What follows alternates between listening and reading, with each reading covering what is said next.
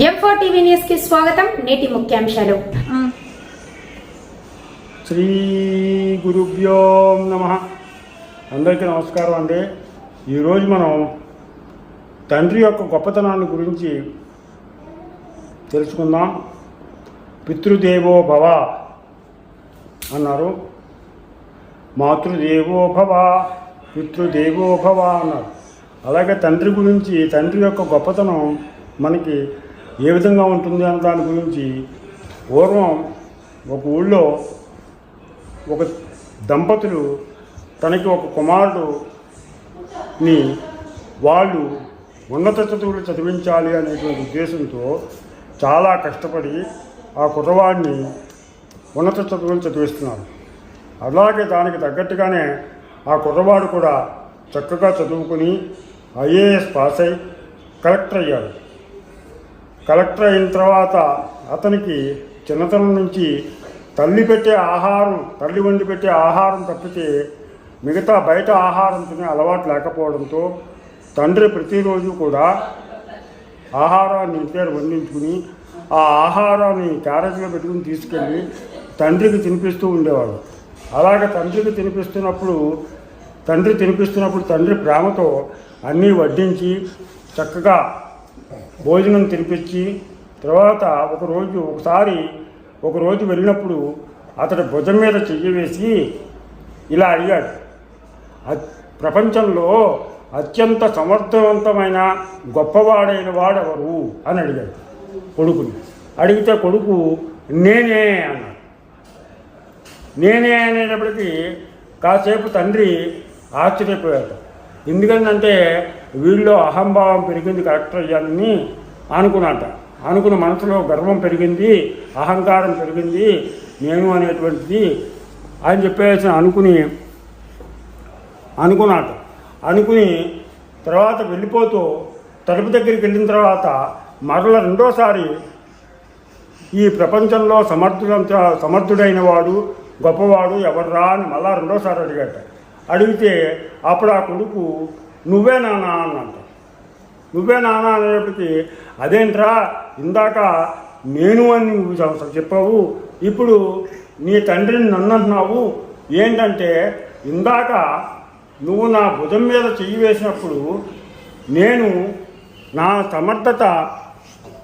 సమర్థత అంతా కూడా నీ మీద ఆధారపడి ఉంది.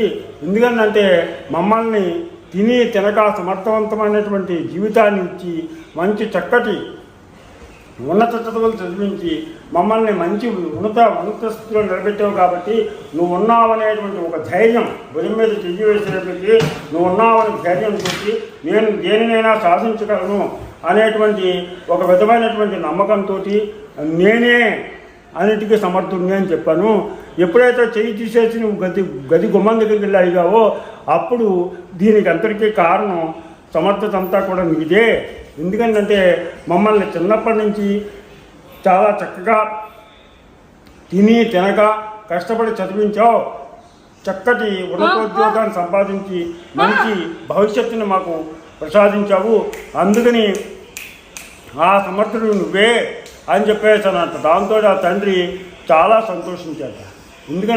అందుకనే ఏమన్నాడంటే తల్లి భూదేవి అంత ప్రేమగా చూస్తుంది తండ్రి ఆకాశం అంత ప్రేమగా చూస్తాడు. భూదేవికి ఎంత ఓర్పు ఉందో తల్లికి అంత ఓర్పు ఉంటుంది. ఎందుకంటే భూమికి ఎంత ఓర్పు ఉంది అంటే భూదేవి మీద మనం ఏ వస్తువులు వేసినా, కాలుతో దున్నినా తవ్వినా ఏం చేసినా ఆవిడకి కోపం రాదు. ఆవిడ కోపం వస్తే మనం ఆగడం, భూ ప్రకంపాలు వచ్చేస్తాయి.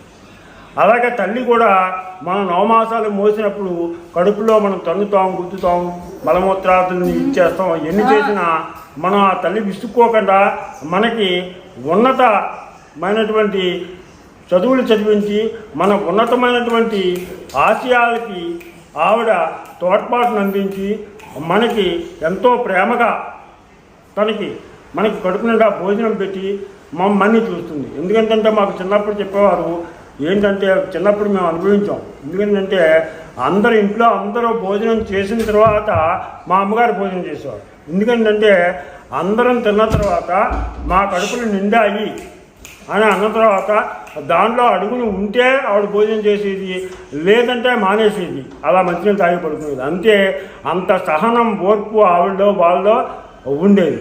అందుకనే మాతృదేవో భవ పితృదేవో భవ అన్నారు. తల్లిదండ్రులు మనకి ప్రత్యక్ష దైవాలు.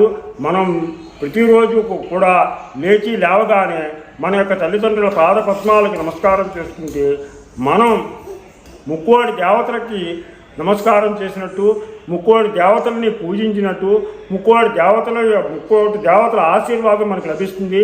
అందుకని ప్రతి ఒక్కళ్ళు కూడా ముందు మన తల్లిదండ్రుల్ని అనాథాశ్రమాల్లో చేర్పించకుండా వృద్ధాప్యంలో వాళ్ళని చక్కగా చూసుకుంటారని, మా పిల్లలకు తల్లిదండ్రులని ఎలా చూసుకోవాలి, వాళ్ళని ఎంత జాగ్రత్తగా, అంటే అందరూ చేస్తున్నారని కాదు, ఇందులో కొంతమంది వృద్ధాప్యం వచ్చేందుకు తల్లిదండ్రులని వృద్ధాశ్రమాల్లో జాయిన్ చేస్తున్నారు.